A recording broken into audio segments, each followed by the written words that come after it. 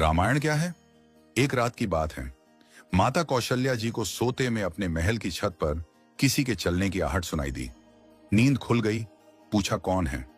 मालूम पड़ा श्रुतकीर्ति जी, सबसे छोटी बहू, शत्रुघ्न जी की पत्नी। माता कौशल्या जी ने उन्हें नीचे बुलाया। श्रुतकीर्ति जी आई, चरणों में प्रणाम कर खड़ी रह गईं। माता कौशल्या जी ने पूछा, श्रुति, इतनी रात को अकेली छत पर क्या कर रही हो बेटी? क्या नींद नहीं आ रही?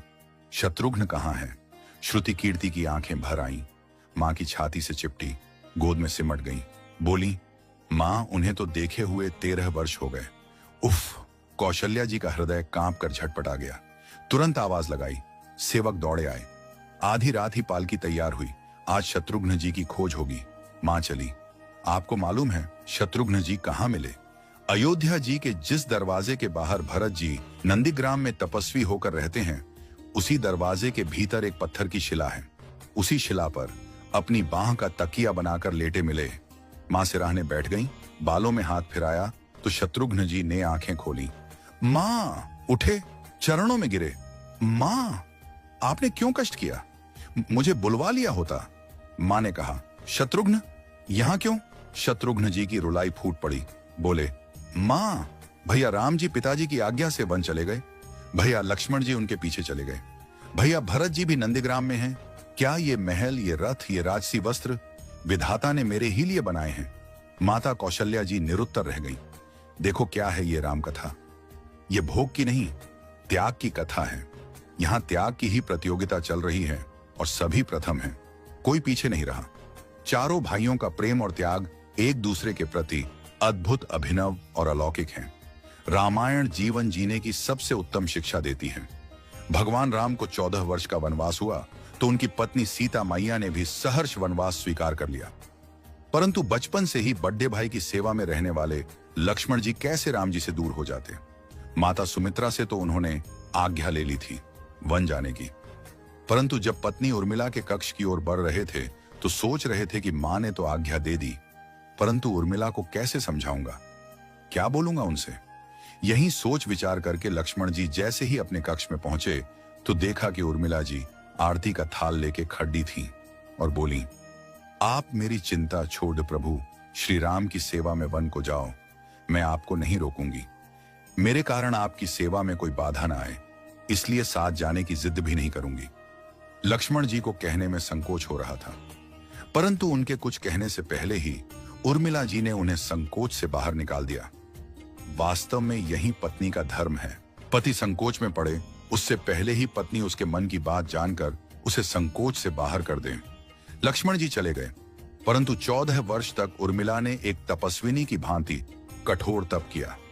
वन में प्रभु श्री राम माता सीता की सेवा में लक्ष्मण जी कभी सोए नहीं, परंतु उर्मिला ने भी अपने महलों के द्वार कभी बंद नहीं किए और सारी रात जाग जाग कर उस दीपक की लौ को बुझने नहीं दिया। मेघनाथ से युद्ध करते हुए जब लक्ष्मण जी को शक्ति लग जाती है और हनुमान जी उनके लिए संजीवनी का पर्वत लेके लौट रहे होते हैं, तो बीच में जब हनुमान जी अयोध्या के ऊपर से गुजर रहे थे तो भरत जी उन्हें राक्षस समझकर बाण मारते हैं और हनुमान जी गिर जाते हैं।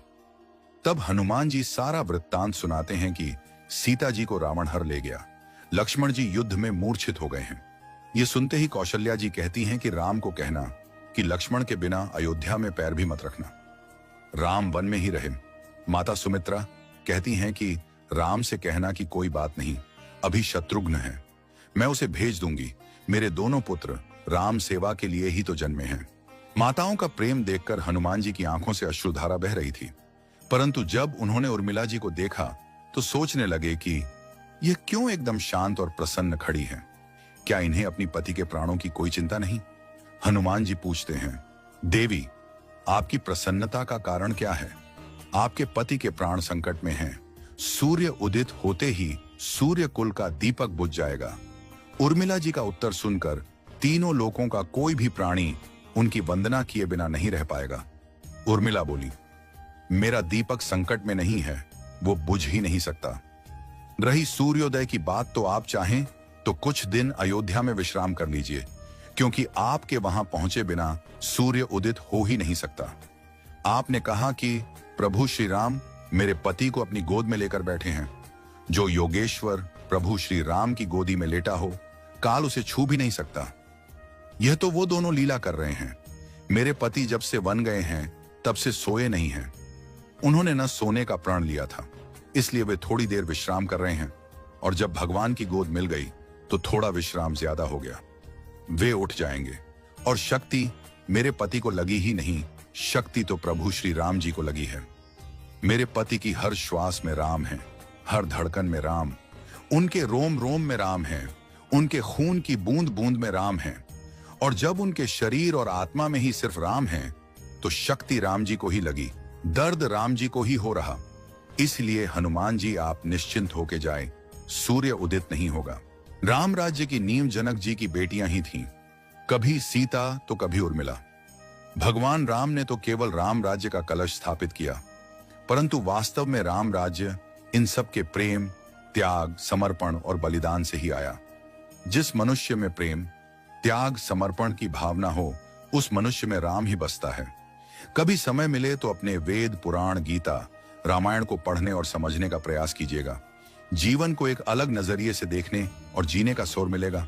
लक्ष्मण सा भाई हो, कौशल्या माई हो, स्वामी तुम जैसा मेरा रघुराय हो, नगरी हो अयोध्या सी, रघुकुल सा घराना हो, चरण हो राघव के जहां मेरा ठिकाना हो त्याग भरत जैसा, सीता सी नारी हो, लवकुश के जैसी संतान हमारी हो, श्रद्धा हो श्रवण जैसी, सबरी सी भक्ति हो, हनुमत के जैसी निष्ठा और शक्ति हो। ये रामायण है, पुण्य कथा श्री राम की। जय जय श्री राम।